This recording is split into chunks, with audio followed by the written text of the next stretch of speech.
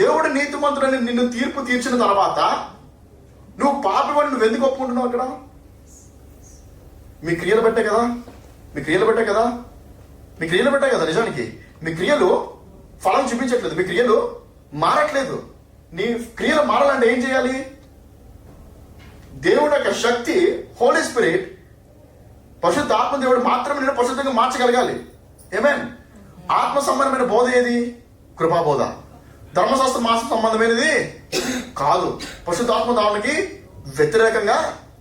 మోషే వేరు, క్రీస్తు సువార్త రెండు వేరు. ఒకరు ధర్మశాస్త్రం పట్టుకొచ్చారు, మరి ఒకరు కృపయు సత్యము. ఆయన వచ్చాడంట నీ దగ్గరికి. హల్లెలూయా. ఎప్పుడైతే ఆయన వచ్చాడో, ఈజ్ యువర్ సేవియర్ మ్యాన్.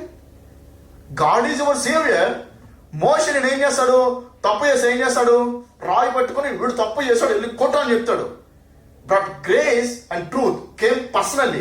ఆయన ఎప్పుడైతే ఆ స్త్రీ దగ్గరికి వచ్చాడో, ధర్మశాస్త్ర బోధకులు అంటే మోషే ఇచ్చిన ధర్మశాస్త్ర ప్రకారం వీళ్ళందరూ ఏం చేస్తారు? కొట్టేస్తున్నారు వాళ్ళు. కానీ ఎప్పుడైతే జీసస్ క్రైస్ట్ వచ్చాడో, man, he saviour, he saviour, he saves, he saves from every guilt, he saves from every accusation, he saves from every guilt and condemnation. Man, hallelujah. He is a saviour. నువ్వు పెద్ద